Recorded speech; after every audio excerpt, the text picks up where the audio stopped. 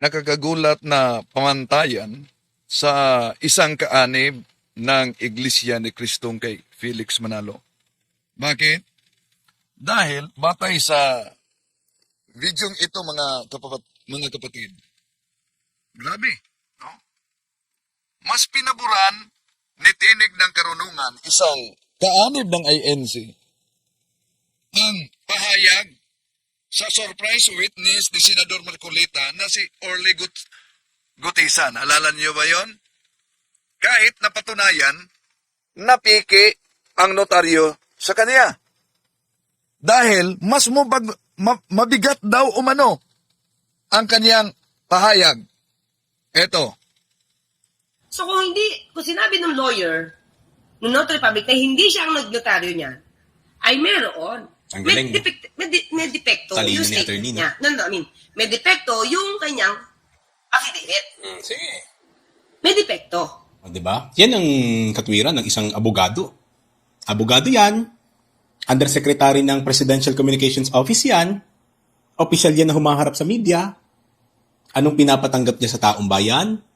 Pagka daw pineke yung notaryo, isang maliit na bagay, peke na rin daw yung testimonya, yung kabuuan ng affidavit. Mali na naman. Maling-mali ka na naman doon. Under oath na si Mr. Orly. Mas mabigat pa ba naman yung oral testimony kaysa affidavit? Masasagot niyo po yan, Attorney Claire, bilang isang abogada. Alam na alam niyo yan under the rule of evidence. Nako, gumagamit pa siya ng rule of evidence. Baka sa taong 2026, merong lalabas na rule of evidence na pagpiki ang notaryo, mas mahalaga ang testimonyo dahil under oath. Di ba? Pagkatapos, si Gutisa na nawala, di ba? Na parang bula. Asan na kaya? Matapos na patunayan na piki ang notaryo na kanyang dinadala batay sa testimonyo na ginamit niya sa Senado. Ito'y kini-question. Biglang nawala, parang bula. Samantalang si Caramel Madriaga, nakaanib ng Iglesia de Cristo, ipinakilala ng kaniyang sariling abogado bilang kaanib ng Iglesia de Cristo. May lehitimong notarized na testimonya. Pero, nilalait kasama niyang iglesia, binansagan pang loko-loko. Talagang masasabi mong loko-loko tong taong to eh. Alam nyo kung bakit? So lang naman yung leader ng isang sindikato ng kidnap for ransom. Kaya yung sinabi ni Kuya Jen kanina, meron nga siyang kaso na kidnapping for ransom. Na nangunguha ng mga tao, kung kontakin yung kamag-anak, manghihingi ng pera kapalit ng kanilang kamag-anak para isauli. Ganyan kaloko tong taong ito. Ang pag-anib sa Iglesia ni Cristo, ang layunin dapat mabigyan ng kasiyahan ng Panginoong Diyos. Hindi mabigyan ng kasiyahan ang sarili mo. Kasi kapag ka ang binibigyan mo ng kasiyahan sa sarili mo, kaya ka umanib sa Iglesia ni Cristo, maling iglesia pinasukan mo. Nako! Napakinggan niyo ang kanyang pahayag? Pag umanib ka daw sa Iglesia ni Cristo at hindi Diyos ang gustong bigyan mong kasiyahan kundi ang sarili mo, maling iglesia ang pinasukan mo. Abay, galing na mismo sa bibig niya na isang kaanib na INC, hindi galing sa Katoliko o nino man, na pag pumasok ka na ang layunin ay para mapasaya ang sarili mo at pumasok ka sa INC, maling iglesia ang pinasukan mo. Tatalakayin natin ito.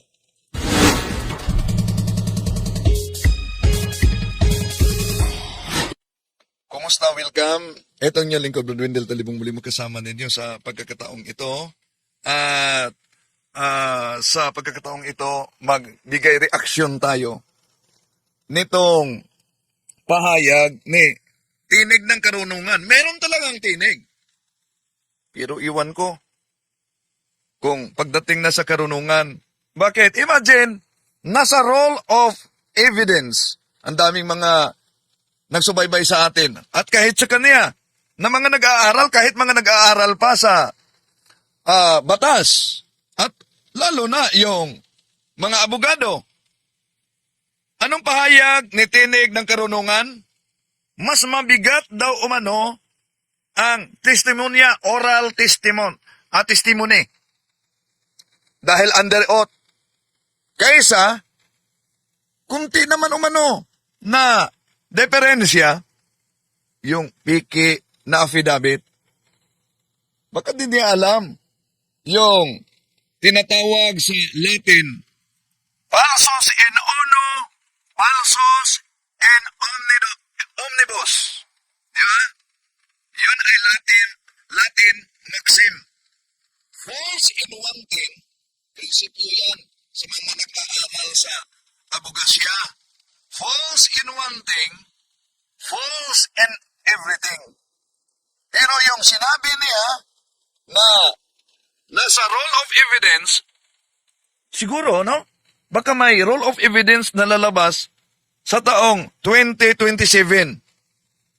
Wala naman siyang binanggit kung ano na role of evidence. Pero tatalakayin natin ito, mga kapatid. At inaniyahan natin ang ating mga suking taga-subaybay. Huwag kalimutang pindutin ang like sa ating live. At huwag din kalimutang mag-subscribe sa mga bago pa lang. At mag-comment, i-share ninyo. Pindutin ang like, ha? At sandali muna. Huwag din kalimutan na mag-subscribe sa Factbusters PH. Mga kapatid, nasa link. At ang pangalawa natin na channel, Pananampalataya at Katwiran, nasa link din. At inanyahan natin ang ating mga suking taga-subaybay kung saan man kayo sa iba't ibang panig sa ating bansa nagsubaybay ngayon. I-comment ninyo para malaman natin kung saan napaabot ang videong ito. At kung sa ating mga OFWs na nasa iba't ibang bahagi ng ating bansa, paki-comment kung saan kayo nakabase ngayon para alam natin din kung saan nakaabot ang talakayan natin. Ito. Sa lahat ng mga suking taga-subaybay, welcome po. At nauna tayong nagbigay ng komentary kaugnay nitong kaanib sa Iglesia ni Kristong si Tinig ng Karunungan. Kung maalala ninyo, mga kapatid, siya yung gumagamit nitong The Papal Encyclical. Dahil nabasa dito, bago tayo mag-comment sa kay Gutisa at kay Madriaga, kung maalala ninyo, ginamit niya itong Papal Encyclical para patunayan, pahina 39, na ang Iglesia ni Kristong inaniban niya at tinatag ni Felix Manalo ang pinatunayan sa aklat ng Simbahang Katoliko, sino ka man. Kung ikay hindi Iglesia ni Kristo, ay hindi ka Kristiyano. Pakinggan natin muna. Ano pa ang patotoo ng librong ito, Aklat Katolika tungkol sa Iglesia ni Kristo? Sa page 39 naman po, ganito sinasabi, whoever he is and whatever he is, he who is not in the Church of Christ is not a Christian. Kaya si Mr. Tamped, hindi Kristiyano talaga yun. Okay. Gusto niya, yung kinaaniban niya, Iglesia Katolika Apostolika Romana. Pero ang gusto ng kanyang amo, doon kayo sa Iglesia ni Cristo. Sapagkat doon kayo makikilalang Kristiyano. Yan. Siya ay kaanib sa Iglesia ni Kristong tatag ni Felix Manalo. Imagine, ginamit, dahil ito talaga ang palaging ginagamit din sa mga ministro ni Felix Manalo. At kaya, di ikipagtataka na kahit itong vlogger sa channel na Tinig ng Karunungan ay gumagamit din nitong Papal Encyclical sa pahina 39 dahil nakasulat sa binasa niya, whoever he is and whatever he is, who is not in the Church of Christ is not a Christian. Kaya, gusto niyang ipalitaw dito, mga kapatid, na pinatunayan mismo sa Aklat Katoliko na sila ang tunay na Kristiyano dahil dinala nila ang Iglesia ni Kristo. Ano ba ang tunay na kahulugan sa sipi na ginagamit dito? Kung meron tayong common sense, di ba? Napakalinaw kahit common sense naman ang gagamitin. Ang pahayag na nakasulat sa opisyal na aklat ng Simbahang Katoliko, mga kapatid, hindi ito tungkol sa Church of Christ na itinatag ni Felix Manalo, kundi tungkol ito sa Church of Christ na walang iba. Na ayon sa Catechism of the Catholic Church 811, if we would define the true Church of Christ, which is one Holy Catholic Apostolic Roman Church. So, ibig sabihin, ang ginamit dito, bakit? Dahil may iniwasan kasi. Mag-ingat kayo. Ito ang iniwasan, oh. Sa unang bahagi na iniwasan niya, ito mga kapatid, the ban of humanity, ang tinutukoy is the Catholic Church. Kaya, ang karugtong, ito, whoever he is, and whatever he is, he who is not a Church of Christ is not a Christian. Yon ang konteksto. So, ibig sabihin, ang tinutukoy sa aklat na ito ay hindi ang Iglesia ni Kristong tatag ni Felix Manalo.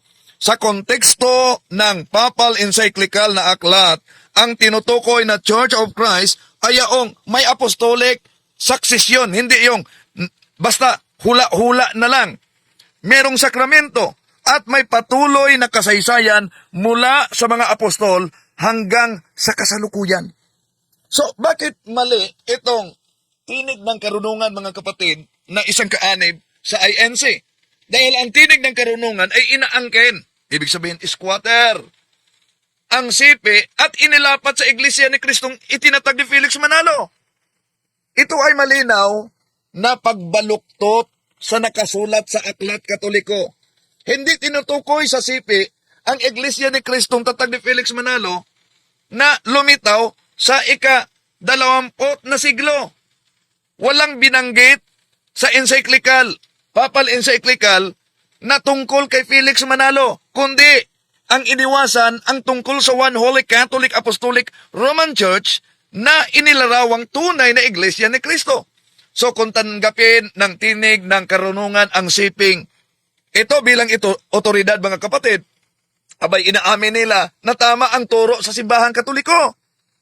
Ngunit, sabay nilang tinanggihan ang mismong Simbahang Katoliko na pinagmulan sa pahayag na ito.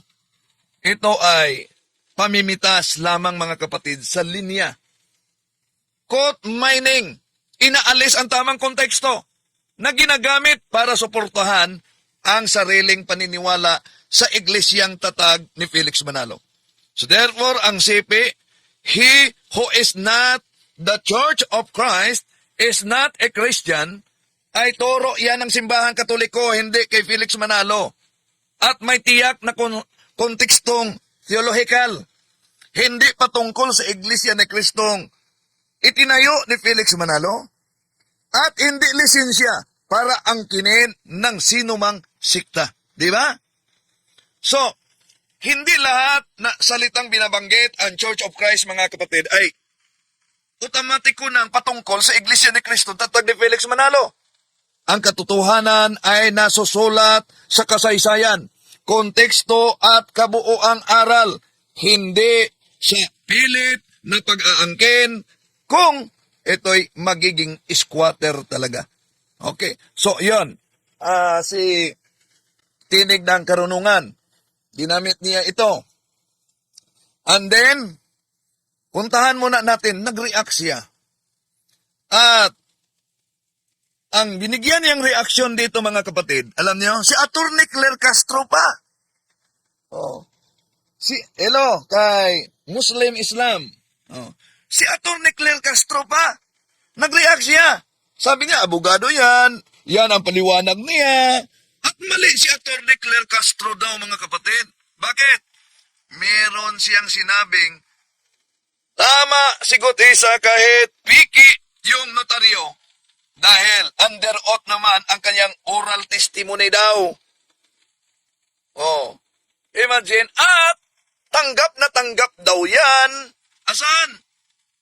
batay sa role of evidence. Saan kaya yon? Role of evidence. Baka si Senador Rodante Marcoleta, mambabatas yan, baka magawa yan at lalabas yan sa role of evidence, ha? Pero role of evidence ang tinatalakay diyan. Nandyan umano na kahit piki ang notaryo, nakakagulat, di ba? Alam ko, nanood si, walang personalan, ha? Argumento lang. Nanood si Tinig ng Karunungan. Isa-isahin natin, mga kapatid, ang kanyang pahayag. Batay sa reaksyon niya kay Atty. Claire Castro. Kasi mga aggregate yan. Pag hindi yan notaryado, ano bang dahilan kung bakit kailangan magnotaryo? No, sige. Kasi pag notaryado yan, ibig sabihin umapil kasi isang notary public. Abogado At yan. pinatutuhanan mo yung statement mo dyan. So kung O, ibig sabihin, mali para sa kanya si Atty. Claire Castro dito. Abogado yan. O, parang pinalitaw na siya mismo. Tama. Okay. pag notaryado na yan, because merong authority no, na nabigyan ang isang notary public na i-attest mo yung katotohanan na siya ang gumawa at siya ang pumirma at naintindihan niya yung gawa niya. Walang problema doon. Alam Yun na ang namin yun. patotohanan ng notaryo publiko. Oo nga, Na walang siya problema mismo doon. ang pumirma niyan. Naiintindihan niya yan. Kasi doon siya, parang sa jurat, sasabihin niya na naintindihan ng tao yung ginawa Oo. niya. I hereby, diba? Sworn and, ang tawag daw? Sworn and, ano yun? Ano mo tawag? Subscribe and sworn to before me. Yan. Subscribe and sworn to before me. Kaya ganyan, in the city of ganyan. Yan. Ibig sabihin, pinirmahan niya yan sa harapan ko. Walang problema doon. So kung pinirmahan niya, naiintindihan niya yan kasi tatanungin naman ng notary public. Walang problema talaga sa pahayag ni Atty. Claire Castro. Ang problema dito, pinalitaw ni Tinig ng Karunungan na isang kaanib ng ANC, mga kapatid, na tama si Gutisa kahit piki ang notaryo. Nawala na si Gutisa, di ba? Dahil under oath ang kanyang oral testimony. At sabi pa niya, nasa rule of evidence daw yan. Taas mo yung kanang kamay mo. Naiintindihan mo ba itong sinulat mo? Ikaw ba pumirma dito? O pirmahan mo sa harapan ko to? Ikaw ba to? Amin na yung ID mo. Ayan yan, di ba? So kung sinabi ng lawyer, ng notary public, na hindi siya ang nagnotaryo niya, ay meron. Ang galing, no? Oh, so sabi pa niya, ang galing. May depekto Talino yung ni statement attorney, no? niya. Oh, talino ni attorney, ano? May depekto yung kanyang affidavit. Sige. May depekto. Di ba? So, ang depekto niyan is, pwede lang Dito, malinaw mga kapatid na ang depekto hindi ang pahayag ni Atty. Claire Castro. Ang depekto ang pahayag mismo ni Tinig ng Karunungan. Bakit? Isa-isahin natin, ha? niya makonsider as private document. Kasi pag notaryado na yan, pwede na siyang consider as public document para pwede mo siya i-present. Di ba? Parang na-authenticate na siya na totoo yan. Private document yan. Ang ating tatalakayan dito, bahagi lang muna. No? Magbigay tayo ng reaksyon dito sa pahayag ni Tinig. Ito, reaksyon niya kay Atty. Claire Castro, binigyan din natin ng reaksyon. Tapos ang dating pa is, ang liit na bagay, nasasabihin mo notaryado yan, umarap ka dito sa notaryado yan. Tapos yung tao palang pumirma dyan, hindi pala yan yung notary public, so fake yan. So sa maliit na bagay na nahulihan ka na namemeki ka, what more sa katotohanan doon sa sinabi mo? O, di ba? Yan ang katwiran ng isang abogado. Oh, yan talaga ang katuwiran ng isang abogado. Pakinggan muna natin, ano ang katuwiran ng hindi abogado? No? Abogado yan. Undersecretary ng Presidential Communications Office yan. Opisyal yan na humaharap sa media. Anong pinapatanggap niya sa taong bayan? Pagka daw pineke yung notaryo, isang maliit na bagay, peke na rin daw yung testimonya, yung kabuuan ng affidavit. Mali na Mali daw. Mali. O, sa mga nagsubaybay ngayon at sa may nabasa ako dito, Galang Talibong. Magbigay ka ng talata sa Bible na ang Iglesia Katolika ang pangalan ng Iglesyang itinayo ng ating Panginoon Kristo. Di mo ba yan alam? Sa Mateo 16:18, bago dyan bigyan natin ng reaksyon, sagot si Pargalang. Mateo 16:18, kung gamitin natin ang Greek Bible, Kago di soy lego hoti so i Petros kay epitaw ti Petra o ikodomi so monte ecclesia. Oh. So itinatag niyang iglesia niya. Ano yan? Gawa Kapitulo 9:31. Himin on ecclesia Catholis, tis Judayas kay Galalias kay Samarias, erenen ekinyen oy kumunubini. So nandiyan ang ecclesia Catholis. Kung ikay kaanib sa iglesia ni Kristo, kahit ang iglesia ni Kristo nagsabi, ang pasugot ninyo, that the true church of Christ is the Catholic Church. Okay, ipagpatuloy natin. Ito si Tinig ng Karunungan sa INC. Naman, maling-mali ka na naman doon. Under oath na si Mr. Orly. Mas mabigat pa ba naman yung oral testimony kaysa affidavit? Oh, maling-mali talaga umano. Si Atty. Claire Castro, nako, Atty. Claire Castro, mali ka daw. Ayaw nitong kaanib sa Iglesia ni Kristo.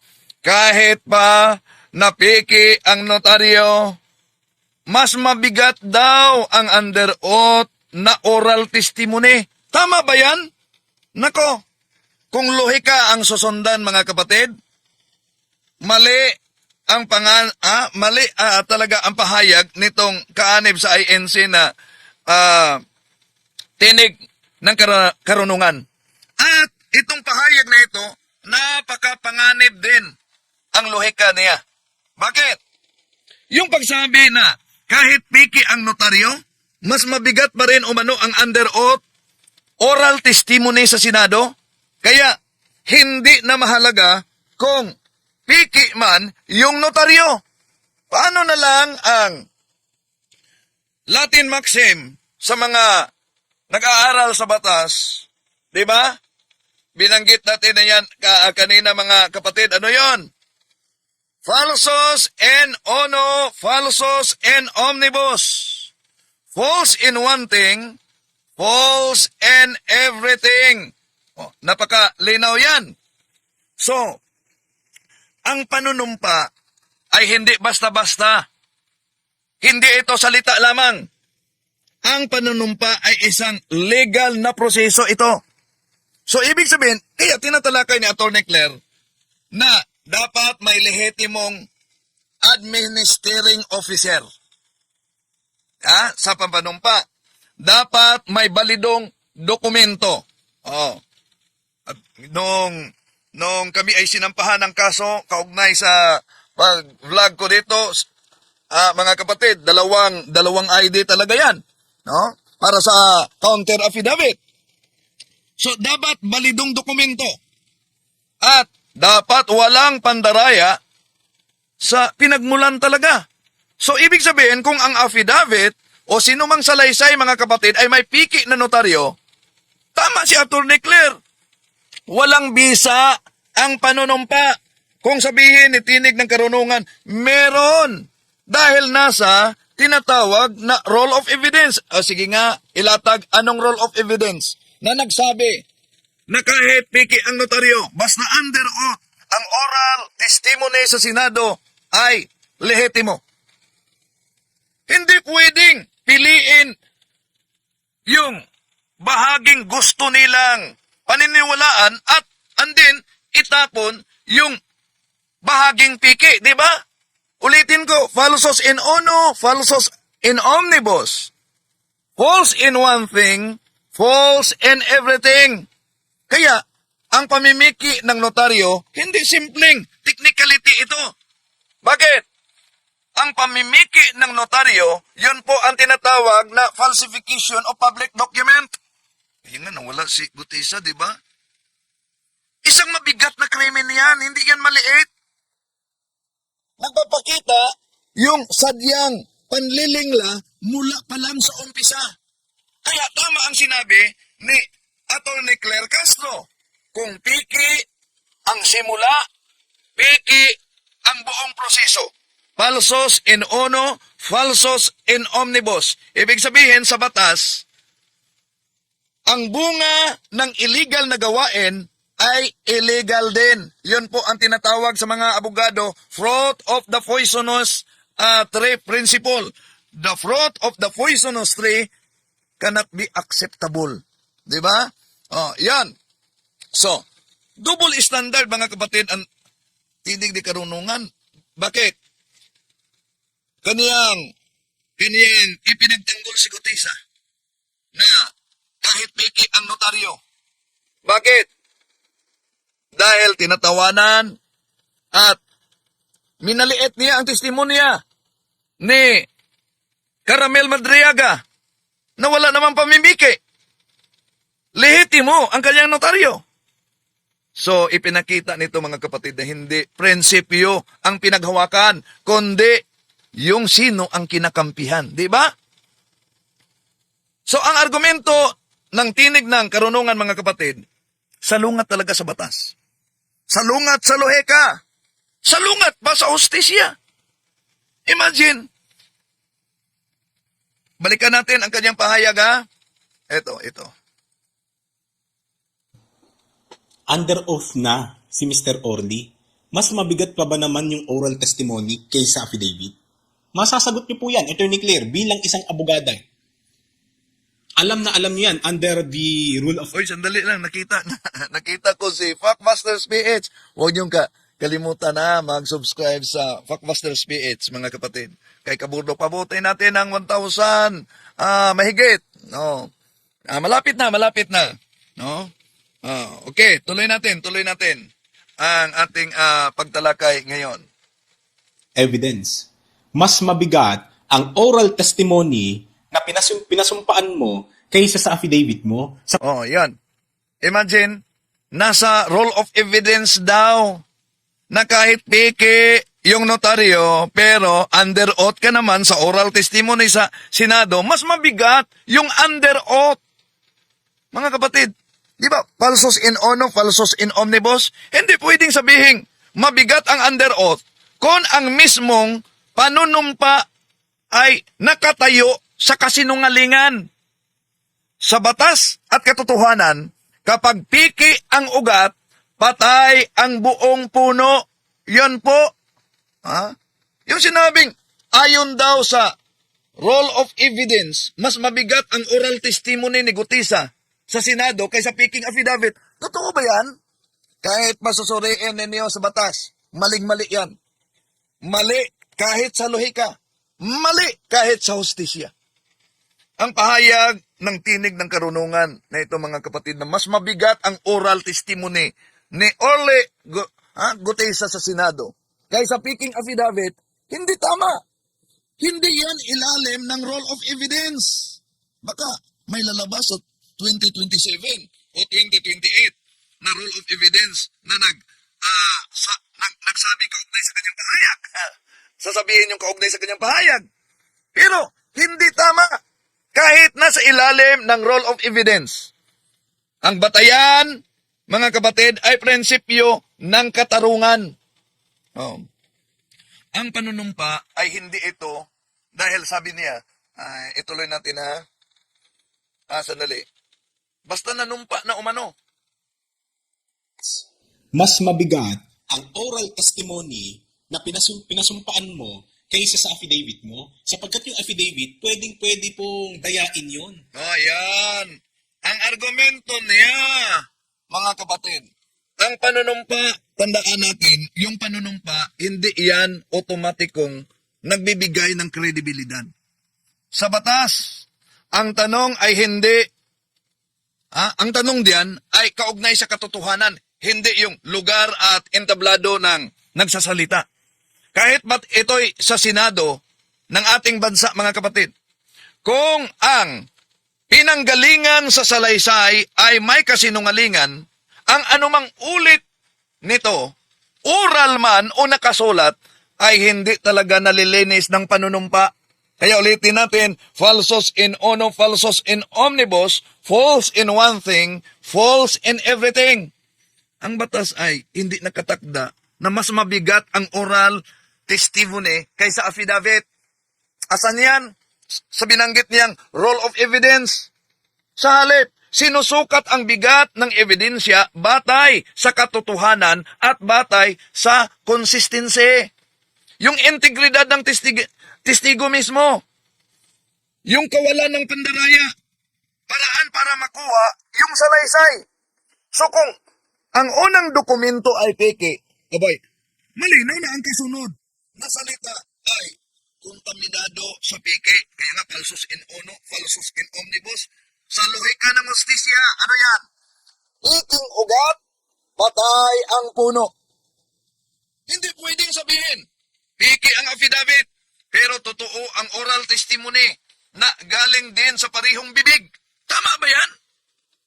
Kung gagamitin ninyo ang lohika, peke ang affidavit. Dahil peke ang notaryo. Pero, totoo ang oral testimony. Dahil under oath, kahit galing sa iisang tao at parihong bibig na nagpahayag. At sa lohika mismo at sa hostisya, mga kapatid, isang bibig, isang salaysay, isang kasinungalingan, isang bagsak na kredibilidad. Yun ang sa hostisya at sa lohika. So, ang depinsang, mas mabigat ang oral testimony kahit faking affidavit. Walang matibay na batayan sa role of evidence na binanggit niya. Salungat ba sa lohika? Salungat ba sa prinsipyo ng hustisya? Sa batas at katotohanan, kapag piki ang pasimula, piki ang buong resulta. Falsos in uno, falsos in omnibus. Okay, ituloy natin, mga kapatid. Sapagkat yun ay ginagawa, inihahanda sa labas po ng open court o ng halimbawa Senate Blue Ribbon Committee. Oh, yan. Ang affidavit daw pwedeng mapiki talaga. Mas mabigat pa ba naman yung oral testimony kaysa affidavit? Masasagot niyo po yan, Attorney Claire, bilang isang abogada. Alam na alam niyo yan under the rule of evidence. Mas mabigat ang oral testimony na pinasumpaan mo kaysa sa affidavit mo, sapagkat yung affidavit, pwede pong dayain yun. Sapagkat yun ay ginagawa, inihahanda sa labas po ng open court o ng halimbawa Senate Blue. Kundi kung dayain niya yung affidavit, malinaw na inamin niya ang kasalanan mismo sa pagdaya. Ha? Mabigat yan ang kasalanan. Di ba? Oh. Na yung affidavit ay dinaya. Falsification ng public document na yan. So, yung sinabing mas mabigat ang oral testimony kaysa affidavit dahil pwedeng dayain ang affidavit, mali. Mali ang paliwanag, mga kapatid, nitong si Tinig ng Karunungan. Bakit? Hindi automatikong mas mabigat ang oral testimony. Bakit? Sa role of evidence, walang absolutong rangko na nagsasabing palaging mas mabigat ang oral testimony kaysa affidavit. Ang bigat ng ebidensya ay nakabatay ito sa kredibilidad ng testigo, yung katotohanan at consistency ng pahayag sa testigo. Kaya legal na pinagmulan ng ebidensya. So, kung alin ang mapagkatiwalaan, mga kapatid, iyon ang mas mabigat. Hindi kung spoken man o written man, at ang pagsabing mas mabigat ang oral testimony kasi pwedeng dayain ang affidavit, yun ay tinatawag na false logic. Bakit false logic? Ano ang katotohanan? Pwedeng dayain ang affidavit kung piki ang notaryo. Yun ang katotohanan, di ba? Pwedeng dayain ang affidavit kung piki ang notaryo. Pwedeng magsinungaling sa oral testimony kahit under oath. Di ba? Kaya nga, may mga nakulong na. No? Cite in contempt dahil kahit under oath, nagsisinungaling. So, yung panunumpa ay hindi automatic kung katotohanan. Ito ang panunumpa ay isang pangako sa katotohanan. Hindi garantiya na dahil under oath siya, totoo na lahat ang kanyang sinasabi dahil daming nakulong under oath nagsisinungaling. So, ang oral testimony na salungat sa piki o illegal na dokumento ay hinala talaga. So, kung ang oral testimony nakabatay sa piki o illegal na affidavit o ginagamit para takpan ang pandaraya, hindi ito magiging mas mabigat. Sa halip, lumalakas ang indikasyon ng kasinungalingan at panlilinla. So, sa prinsipyo kasi ng batas at sa lohika natin mga kapatid, kung bulok ang ugat, bulok din ang bunga. Kaya nga, merong Latin maxim na mapakinggan din natin sa Congress hearing, falsus in uno, falsus in omnibus, di ba? So, piki ang simula, piki ang kredibilidad, hindi nililihis ng oral testimony ang isang illegal na dokumento. At hindi walang sala mga kapatid yung pananalita sa nandaraya. So, hindi format yung oral versus affidavit ang batayan. Katotohanan at legalidad, lalo na ang kredibilidad ng testigo ang batayan. Ang piki, kahit spoken or written, ay hindi nagiging totoo dahil lang ito'y under oath na. Ang kasinungalingan, hindi pinapaboran ng batas. Kahit isigaw pa sa harap ng Senado. Di ba? Okay. So, ituloy natin mga kapatid ang kanyang pahayag. Ribbon Committee. Pwedeng baliin yon. At hindi pwedeng i-cross-examination o pagtatanungin yung affidavit, kundi wala lang, ipasa mo lang. Pwede mong, pakipasa nga ito, pakipresent, pakibasa. Pwedeng ganun lang. Ganun lang sa kababaw. No, peke man o hindi yung notaryo, wala tayong pakialam doon, irrelevant na yun sa sitwasyon na to eh. Nako, ang galing naman. Piki man o hindi ang notaryo, wala tayong pakialam doon. Irrelevant o mano. Bakit? Dahil under oath na siya sa kanyang oral testimony. Mali yan sa batas. Sa batas, ang panunumpa, ang under oath, ay hindi hiwalay sa legal na proseso na pinagmulan nito. So, ibig sabihin, kung ang affidavit ay piniki, piking notarized, ito ay walang bisa. Yeah? Tinatawag yan na void ab initio. So, ang notaryo, ang pagbibigay ng legal presumption, mga kapatid, of regularity. So, kapag piki, wala nang pinanghahawakang bisa ang nanunumpa. Kaya nga, wala. Sigutisa, di ba?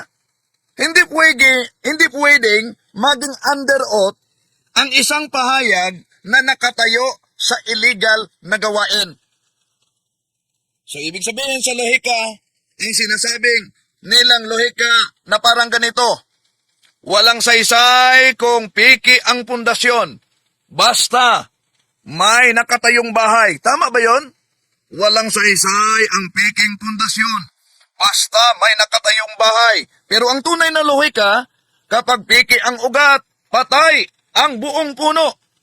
So, kung ang unang hakbang ay kasinungalingan, anumang sumusunod na pahayag, malinaw na kontaminado na yan. Ibig sabihin, kahit pa Biblia ang batayan ninyo at mga referensya at iba't ibang mga salin ng Biblia. Pero, kung ang nagtatag tao, di ba, depektuso na yan. Kahit pa pareho ang pangalan. Halimbawa, hindi yan batayan na tunay. Noon, nagiging sikat ang palabas na Tarzan. Kung maalala ninyo yan, ang palabas na Tarzan ay nagiging sikat. At dahil nagiging sikat ang Tarzan, kahit aso nga namin noon, pinangalanan ng Tarzan. Ibig ba sabihin dahil kapangalan niya ang Tarzan sa pelikula, ang aso na yon ay ang aktor sa palabas? Hindi, kapangalan lang niya. Anong punto dito? Kahit pa Iglesia ni Cristo ang ginagamit ninyo at ginagamit pa ninyo ito na papal encyclicals, hindi pa rin mabura ang katotohanan na itinatag kayo ni Felix Manalo 1914 Punta Santa Ana, Manila, nakarehistro Kuelos Fundadores de esta Asociación Son Felix Manalo, that the founders of this organization are, marami sila.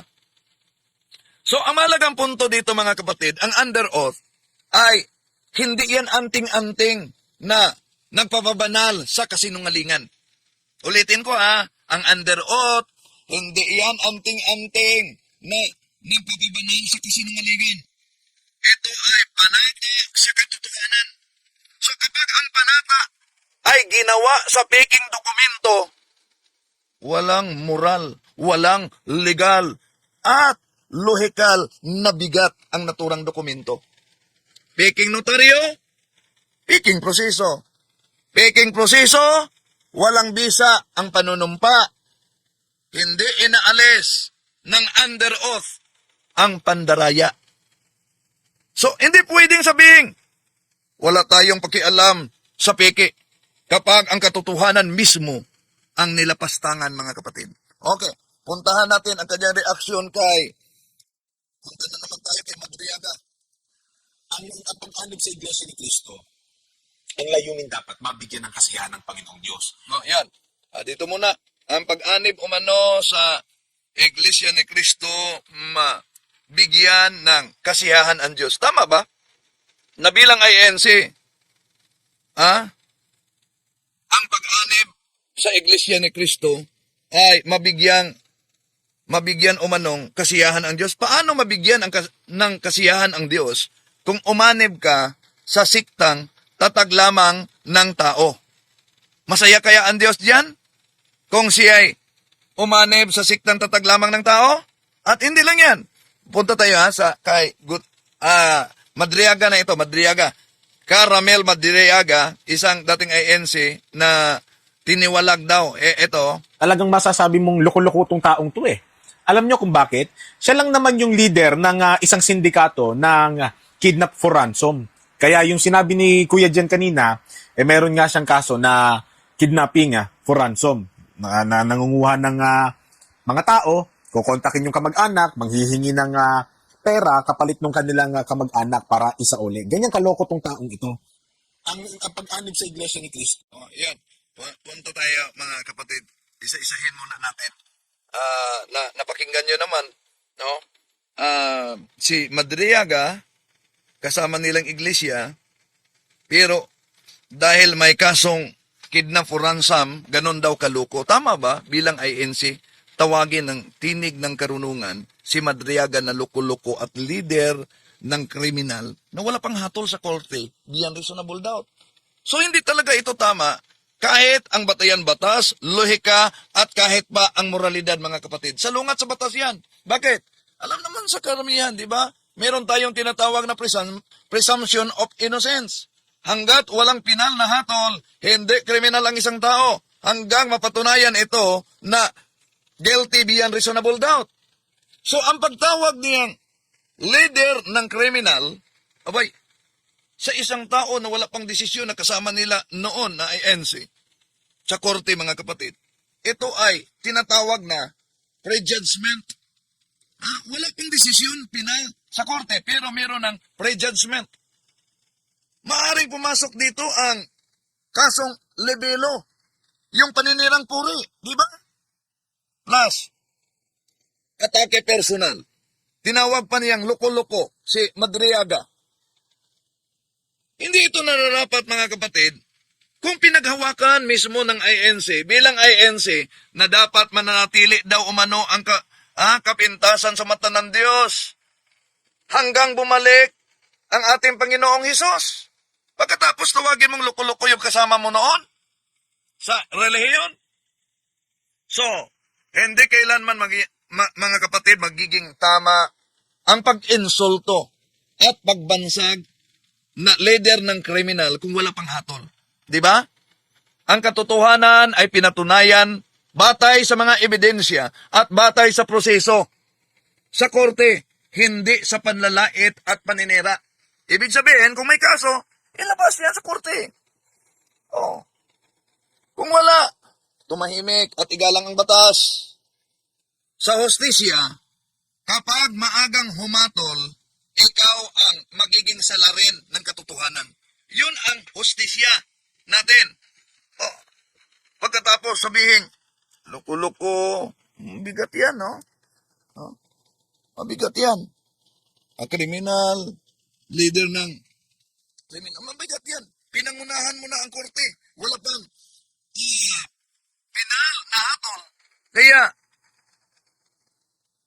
kung pinangunahan mo ang korte, maaga kang naghatol, o anong tawag diyan, ikaw ang magiging salarin ng katotohanan.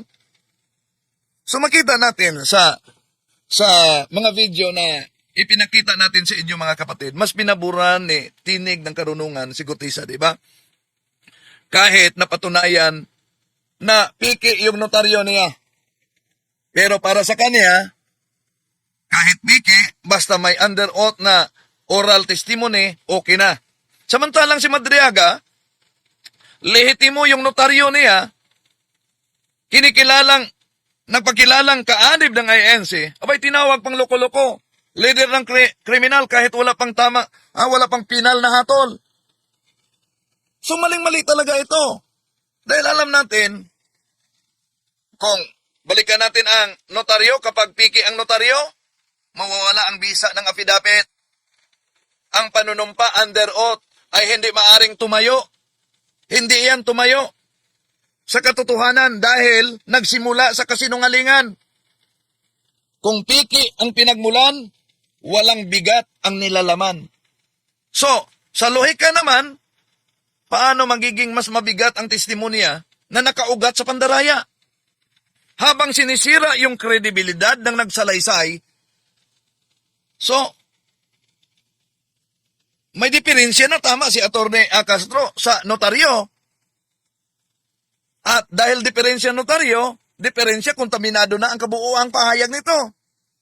Ito ay baliktad na pag-iisip na kahit piki ang notaryo, basta okay ang tinatawag na oral testimony. So, imagine mga kapatid, ang pagtawag, balikan natin si Madriaga na kriminal, na wala pang hatol, at kasalukuyan pang dinidinig sa korte ang kanyang kaso. Yun ay paninilang puri. Samantalang, ang pagbibigay lusot sa malinaw na irregularidad ni Gutisa, yan ay malinaw na pagpabor mismo sa mali. So, hindi dapat pinipili kung sino ang panigan batay sa personal na kulay o agenda. Ang batayan dapat ay batas at katotohanan, hindi kung sino yung mas pabor. No? Dahil surprise witness ni Senador Marcolita, pero asan na kaya ngayon? Tandaan natin, ano yung prinsipyo ng ating batas? Kung piki ang ugat, patay ang buka. Kung lehitimo ang proseso, igalang ang resulta. Yun ang prinsipyo ng ating batas. Yan po ang tunay na katarungan. Hindi ang pagtatanggol sa piki at pagyurak sa walang sala. Diba? Oh. Okay. Ito, may mabigat siya na pahayag dito mga kapatid. Oh. Ano yon? Pakinggan muna natin Ang pag-anib sa Iglesia ni Cristo, ang layunin dapat mabigyan ng kasiyahan ng Panginoong Diyos, hindi mabigyan ng kasiyahan ng sarili mo. Kasi kapag ang binibigyan mo ng kasiyahan sa sarili mo, sandali muna. Dito muna tayo. Ang pag-anib sa Iglesia ni Cristo, kailangan na mabigyan kasiyahan daw umano ang Diyos, hindi ang sarili mo. Paano mo mabigyan ng kasiyahan ang Diyos kung umanib ka sa siktang tatag lamang ng tao? Kahit dinala pa nito ang pangalang Iglesia ni Cristo, di pa rin mababago ang katotohanan na hindi ang ating Panginoon Kristo ang nagtatag sa Iglesia ni Cristo 1914 Punta Santa Ana, Manila, kundi walang iba, si Felix Manalo. Ginagamit lang ni Felix Manalo ang pangalan ng ating Panginoong Kristo. So ang problema sa pahayag ng INC, kung ang pag-anib sa Iglesia ay hindi mahalaga kung totoo o mali. Hindi mahalaga kung may pandaraya o mali na doktrina. Hindi mahalaga ang konsensya at ang katwiran. Basta raw, masunod yung may kaayusan. Hindi sa Diyos ang pinaglilingkuran kung ang sistema ng founder, tagapagtatag, na si Felix Manalo, ang sinusunod, di ba? Ang pag-anib sa isang relihiyon, mga kapatid, ay maituring na mali kung mali din ang aral, mali din ang gawain, at hindi kailanman itinatag ng ating Panginoon Kristo. Kahit pa meron kang sakripisyo, kahit pa meron kang pagtitiis, pero ang inaniban mo ay hindi tunay na iglesia. Kaya, may pagkakataon pa, mga mahal na kapatid. So, ang sa Diyos ay hindi nalulugod sa pagsunod. Sa sektang walang katotohanan, sa sektang tatag lamang ng tao. One of the common doctrines outside the Catholic Church is the notion of indifferentism. Indifferentism is a notion that all religions are equally true. Hindi yan totoo. Because different religions contradict one another, and contradictions can never be equally true, mga kapatid. Ngayon, may pahayag siya, ipagpatuloy natin. Mo, kaya ka umanib sa iglesia ni Kristo, maling iglesia pinasukan mo. Nako, delikado to. Ulitin natin, ha? Ili mo, kaya ka umanib sa iglesia ni Kristo, maling iglesia pinasukan mo. Maling iglesia. Dahil sa iglesia ni Kristo, ang binibigyang kasiyahan, ang Panginoong Diyos. Kung umanib ka sa iglesia, ulitin natin. Siya na mismo ang nagpahayag dito. Pagka ang binibigyan mo ng kasiyahan sa sarili mo, kaya ka umanib sa iglesia ni Kristo, maling iglesia pinasukan mo. Maling iglesia. Dahil sa iglesia ni Kristo, ang binibigyang kasiyahan, ang Panginoong Diyos at hindi. So, kung umanib ka, sa naturang iglesia umano, mga kapatid, na para mabigyang kasiyahan yung sarili mo, abay, hindi tamang iglesia ni Kristo, hindi tamang iglesia ang pinasukan mo. So, sa mismong pahayag, ni tinig ng karunungan, mga kapatid, abay, inamin niya, direktaman na inamin niya, na ang taong umanib sa iglesia ni Kristo, na hindi para sa Diyos, kundi para sa sariling kasiyahan, ayon sa kaniyang sariling pamantayan, ang ganitong pag-anib ay pagpasok sa maling iglesia. Diba? Inulit-ulit natin yan. Yun ang tinatawag na isang self-destructing statement. Bakit? Suriin natin ang lohika niya. Ibalik natin ang pahayag, ha? Ibalik natin ang pahayag. Ito. Ni Kristo, maling iglesia pinasukan mo. Sandali. Kasi kapag ka ang binibigyan mo ng kasiyahan sa sarili mo, kaya ka umanib sa iglesia ni Kristo, maling iglesia pinasukan mo. Yan. Pinaulit natin, ha? Siya mismo ang nagpahayag diyan, hindi Katoliko ang nagpahayag diyan. Yun ay isang self-destructing statement ng INC member. Nako, delikado to. Suriin natin ang kanyang lohika. Una, yung premise niya. Ano yung premise niya? Ang premise niya, kapag ang dahilan ng pag-anib ay sarili at hindi sa Diyos, anong kasunod? Mali ang iglesyang pinasukan mo kung umanib ka sa iglesia ni Kristo, maling iglesia. Ili mo, Balik natin. pagka ang binibigyan mo ng kasiyahan sa sarili mo, kaya ka umanib sa iglesia ni Kristo, maling iglesia pinasukan mo. Yan. Maling iglesia ang pinasukan mo. Diba? Self-destructing statement talaga, mga kapatid. Batay sa premise, kapag umanib ka na sarili mo gustong saya hindi ang Diyos. Sa iglesia ni Kristo, maling iglesia ang pinasukan mo. Ibig sabihin, aminado siya na may umanib sa INC dahil ang batayan ay buhay, pleasure. Pero, anong sabi niya? Di niya napansin sa hangaring binanatan ni Madriaga, di niya napansin. Hindi niya namalayang tinatamaan niya mismo ang ANC. Dahil sa dulo, ang sabi niya, kung masaya ka, kundi hindi para sa Diyos, umanib ka sa iglesia, maling iglesia ang pinasukan mo. Umanib ka sa maling iglesia. Yon. Hindi maling iglesia ang pinasukan mo. Umanib ka sa maling iglesia. Pero siguro ang punto niya, maling iglesia siguro ang pinasukan mo. Iyon siguro. Di lang niya namalayan, di ba?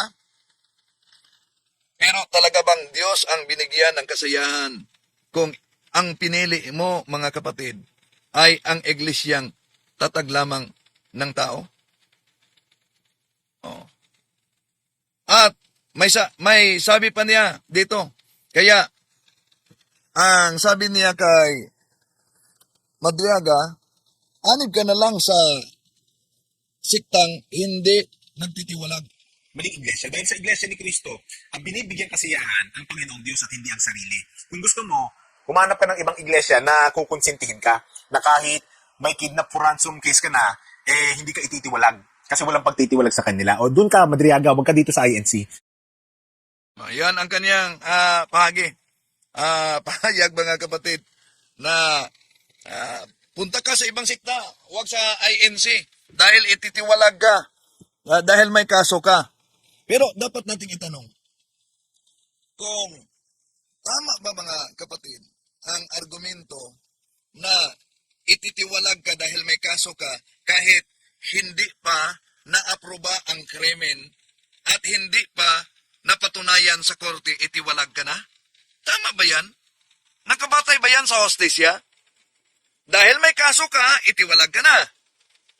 Ang tanong, di ba may kaso si Senador Marcolita, bakit di siya natiwalag? Tandaan natin, ang hostesya sibil at disiplina ng iglesia ay magkakaiba.